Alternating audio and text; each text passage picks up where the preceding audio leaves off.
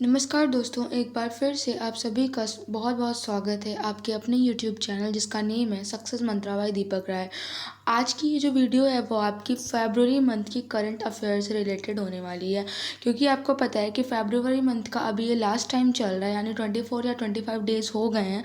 तो हमने सोचा कि एक बार आपके लिए 24 या 25 डेज़ में जितने भी मोस्ट इंपॉर्टेंट करंट अफेयर्स हैं इस मंथ के, उन्हें हम कवर करवाने की कोशिश करते हैं। तो आइए चलते हैं और देखते हैं कि आज की इस वीडियो में आपके लिए कैसे क्वेश्चंस हैं। क्वेश्चन नंबर फर्स्ट है, रूस के द्वारा किस देश के कई शहरों पर मिसाइल बरसाए गए।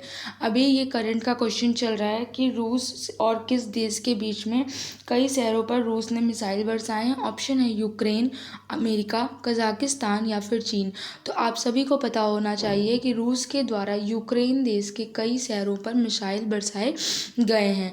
और साथ ही साथ एक चीज़ मैं और बता दूं आपको कि रूस ने 24 फरवरी की सुबह, कब 24 फरवरी की सुबह 5 बजे यूक्रेन पर हमला किया।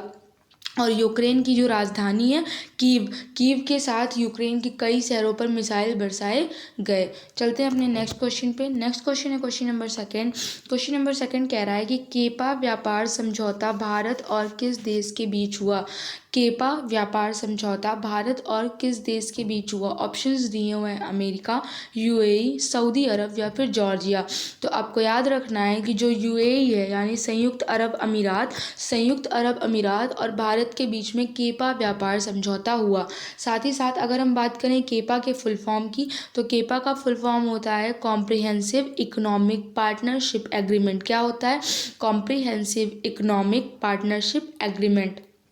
और साथ ही साथ इस एग्रीमेंट में वस्तुओं, सेवाओं और डिजिटल बिजनेस को शामिल किया गया है। इस एग्रीमेंट में किन किन चीज़ों को, वस्तुओं को, सेवाओं को और डिजिटल बिजनेस को शामिल किया गया। और साथ ही साथ आपको केपा का फुल फॉर्म भी याद रखना है, कॉम्प्रिहेंसिव इकोनॉमिक पार्टनरशिप एग्रीमेंट। और ये किन देशों के बीच में हुआ है? तो आप कहेंगे भारत और यूएई के बीच में हुआ है।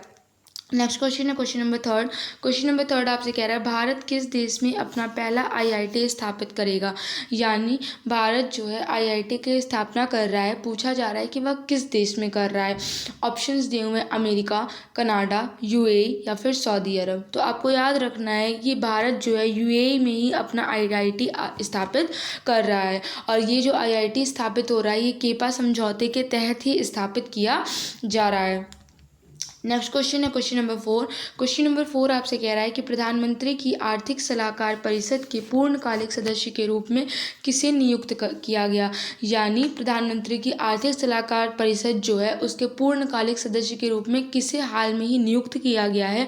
ऑप्शंस दिए हुए हैं राहुल सचदेवा, मोहन अग्निहोत्री, अनिल त्यागी या फिर संजीव सान्याल। तो आपको याद रखना है कि जो संजीव सान्याल हैं उन्हें प्रधानमंत्री की आर्थिक सलाहकार परिषद के पूर्णकालिक सदस्य के रूप में नियुक्त किया गया है। और इनकी जो नियुक्ति हुई है इस पद पर वह 2 वर्ष के लिए हुई है। कब तक के लिए हुई है? इनकी नियुक्ति 2 वर्ष तक के लिए हुई है। और साथ ही साथ एक चीज़ और बता दें कि इससे पहले यह ड्यूस बैंक में प्रबंध निदेशक थे। कौन? संजीव सान्याल। और अब क्या है? प्रधानमंत्री की आर्थिक सलाहकार परिषद के पूर्णकालिक सदस्य के रूप में नियुक्त किए गए हैं। नेक्स्ट क्वेश्चन है क्वेश्चन नंबर 5। क्वेश्चन नंबर 5 आपसे कह रहा है कि केपीएसी ललिता का निधन हो गया, वह कौन थी। यानी हाल ही में केपीएसी ललिता का निधन हो गया है, वह किस पद पर थी ये आपको बताना है। पत्रकार, अभिनेत्री, क्रिकेटर या फिर अर्थशास्त्री। तो आपको याद रखना है कि केपीएसी ललिता क्या थी? अभिनेत्री थी। यानी इस क्वेश्चन का ऑप्शन नंबर बी क्या हो जाएगा? Right answer. और साथ ही साथ ये मलयालम अभिनेत्री थी, यह भी आप जान लीजिए, जिनका कि निधन 74 वर्ष की आयु में हो गया। मलयालम अभिनेत्री केपीएसी ललिता का 74 वर्ष की आयु में निधन हो गया। नेक्स्ट क्वेश्चन है क्वेश्चन नंबर 6। क्वेश्चन नंबर 6 आपसे कह रहा है कि किसान मोबाइल ऐप को किसने लॉन्च किया। किसान मोबाइल ऐप को किसने लॉन्च किया। आईआईटी बॉम्बे, इसरो, आईआईटी रुड़की या फिर डीआरडीओ। तो आपको याद रखना है कि जो आईआईटी बॉम्बे है, आईआईटी बॉम्बे ने ही किसान ऐप को लॉन्च किया है। साथ ही साथ इस इसका जो उद्देश्य है वो भी क्या है कि इस ऐप के माध्यम से किसानों को कृषि मौसम संबंधी परामर्श सेवाएं प्रदान की जाएंगी। नेक्स्ट क्वेश्चन है क्वेश्चन नंबर 7। क्वेश्चन नंबर 7 कह रहा है कि 24 फरवरी 2022 को प्रधानमंत्री किसान सम्मान निधि योजना के कितने साल पूरे हो गए। यानी आपसे पूछ रहा है कि जो प्रधानमंत्री की योजना थी, प्रधानमंत्री किसान सम्मान निधि योजना, उसको 24 फरवरी 2022 को कितने साल पूरे हो गए। तो आपको याद रखना है कि 24 फरवरी 2022 को प्रधानमंत्री किसान निधि सम्मान निधि योजना के 3 वर्ष पूरे हो चुके हैं। इस योजना को पीएम नरेंद्र मोदी ने इसका संगठन कब किया था? 24 फरवरी 2019 को, 24 फरवरी 2009 को प्रधानमंत्री नरेंद्र मोदी ने उत्तर प्रदेश के गोरखपुर में इसे लॉन्च किया था और ये केंद्रीय कृषि व किसान कल्याण मंत्रालय द्वारा जो है जारी किया जाता है। साथ ही साथ इसका बता दें कि इसका जो उद्देश्य था वो किसानों की आय में वृद्धि करना था, यानी जो किसानों की इनकम होती है उसमें इंक्रीज़ करने के लिए इस योजना को शुरू किया गया था। और इसमें आपको प्रतिवर्ष किसानों को 6,000 रुपये वित्तीय सहायता दी जाती है, जो कि 2-2 हज़ार की इंस्टॉलमेंट में आपको पे की जाती है। एक साल में किसानों को 6,000 रुपये मिलते हैं और वो भी कितने कितने के इंस्टॉलमेंट में? 2-2 हज़ार के इंस्टॉलमेंट में। इसका गठन कब किया गया था? 24 फरवरी 2019 को। 24 फरवरी 2022 को इसके 3 वर्ष पूरे हो गए हैं। इसकी शुरुआत किसने की थी? तो हमारे माननीय प्रधानमंत्री नरेंद्र मोदी जी ने इसकी शुरुआत की थी। नेक्स्ट क्वेश्चन है क्वेश्चन नंबर 8। क्वेश्चन नंबर 8 आपसे कह रहा है कि केंद्र सरकार ने जम्मू कश्मीर परिसीमन आयोग का कार्यकाल कितना बढ़ाया है।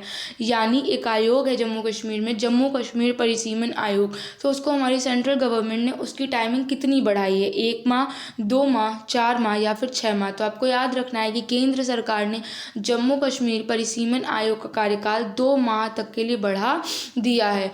और यह आपको जानकर आपको ये भी जानना चाहिए कि जो परिसीमन आयोग का गठन है वह कब किया गया। तो वह आपका 6 मार्च 2020 कब किया गया? 6 मार्च 2020 में किया गया। और इसके जो अध्यक्ष हैं वो कौन है? सुप्रीम कोर्ट के सेवानिवृत्त न्यायाधीश रंजना प्रकाश देसाई। कौन है?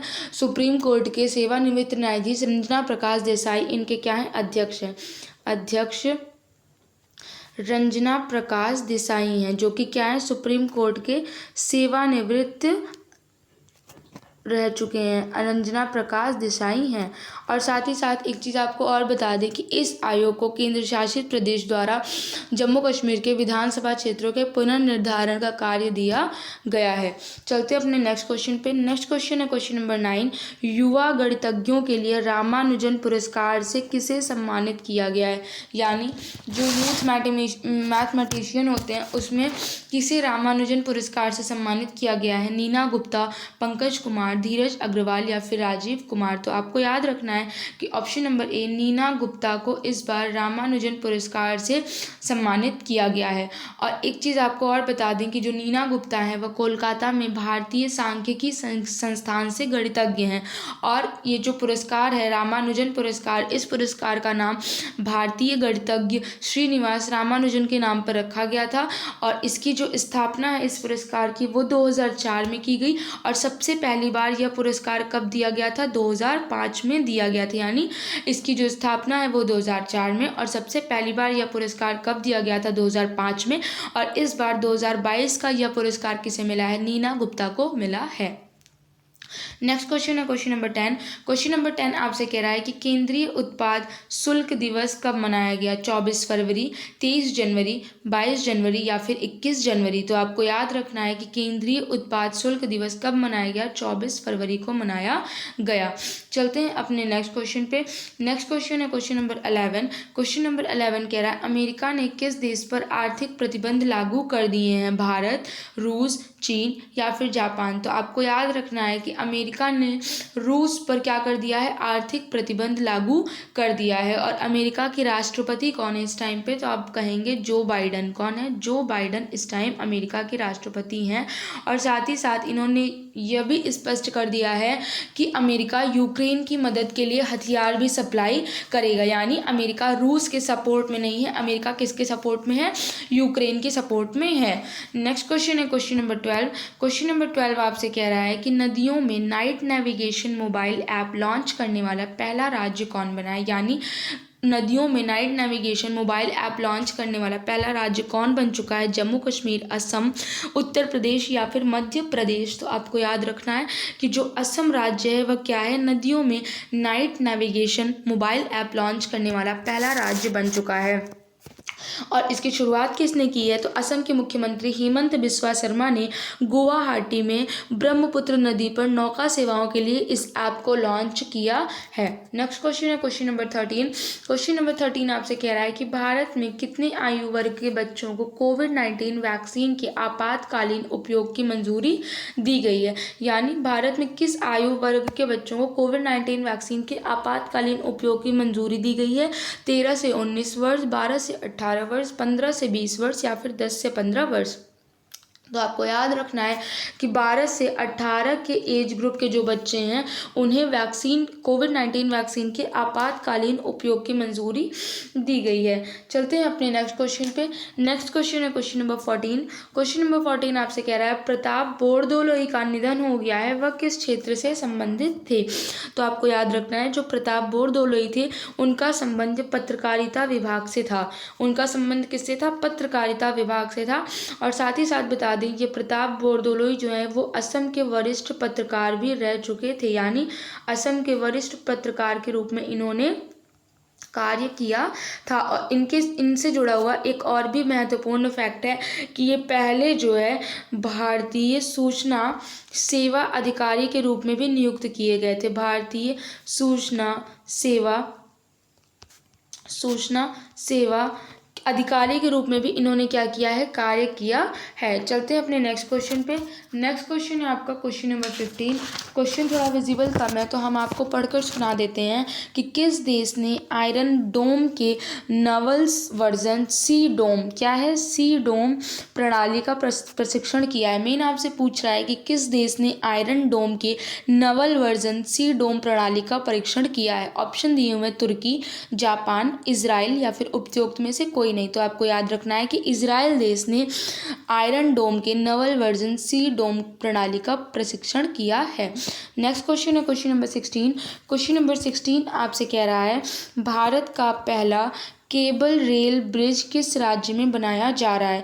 यानी जो भारत का पहला ऐसा कौन सा राज्य है जहाँ पर केबल रेल ब्रिज बनाया जा रहा है? ऑप्शन दिए हुए असम, जम्मू कश्मीर, केरल या फिर हिमाचल प्रदेश। तो आपको याद रखना है कि जो जम्मू कश्मीर है वहाँ पर क्या हो रहा है? केबल रेल ब्रिज का शुभारंभ किया गया है। नेक्स्ट क्वेश्चन है क्वेश्चन नंबर 17। क्वेश्चन नंबर 17 आपसे कह रहा है कि भारत की पहली बायोसेफ्टी लेवल 3 मोबाइल लेबोरेटरी का उद्घाटन किस राज्य में किया गया? ऑप्शंस दिए हुए राजस्थान, गुजरात, महाराष्ट्र या फिर इनमें से कोई नहीं। तो आपको याद रखना है कि भारत की पहली बायोसेफ्टी लेवल 3 मोबाइल लेबोरेटरी का उद्घाटन महाराष्ट्र में किया गया। नेक्स्ट क्वेश्चन है क्वेश्चन नंबर 18। क्वेश्चन नंबर 18 है किसान ड्रोन यात्रा का उद्घाटन किया गया। कहाँ पर किया गया? नरेंद्र मोदी, राजनाथ सिंह, अमित शाह या फिर निर्मला सीतारमण। तो किसान ड्रोन यात्रा का उद्घाटन किसने किया ये पूछ रहा है। तो किसान ड्रोन यात्रा का उद्घाटन नरेंद्र मोदी ने किया। नेक्स्ट क्वेश्चन है क्वेश्चन नंबर 19। क्वेश्चन नंबर 19 आपसे कह रहा है कि मेरी पॉलिसी मेरे हाथ किसकी योजना है? मेरी पॉलिसी मेरे हाथ किसकी योजना है? तो आपको याद रखना है कि मेरी पॉलिसी मेरे हाथ ये भारत सरकार की योजना है। किसकी है? ये इंडियन गवर्नमेंट की योजना है। चलते हैं अपने नेक्स्ट क्वेश्चन पे। नेक्स्ट क्वेश्चन आपसे कह रहा है कि विंटर ओलंपिक में सबसे अधिक पदक किसने जीते? रूस ने, चीन ने, नॉर्वे ने या फिर अमेरिका ने। तो आपको याद रखना है कि विंटर ओलंपिक में सबसे अधिक पदक किसने जीते हैं? नॉर्वे ने जीते हैं। तो ये रहे आज के हमारे करंट अफेयर के टॉप 20 क्वेश्चन। एंड अगर आपको करंट अफेयर की क्वेश्चन की वीडियोज़ प्रोवाइड चाहिए तो आप हमें एक बार कमेंट सेक्शन में ज़रूर बताइएगा कि आपको हम करंट अफेयर्स की वीडियोज़ रेगुलरली अपलोड करें, वीकली करें या फिर मंथली में कवर कराएं। आप हमें कमेंट सेक्शन में अपने सजेशन ज़रूर से ज़रूर दीजिएगा। एंड हमारे चैनल पर न्यू है तो हमारे चैनल को सब्सक्राइब करिए एंड साथ ही साथ हमारी वीडियोज़ पर अपना ढेर सारा सपोर्ट करिए। Thank you.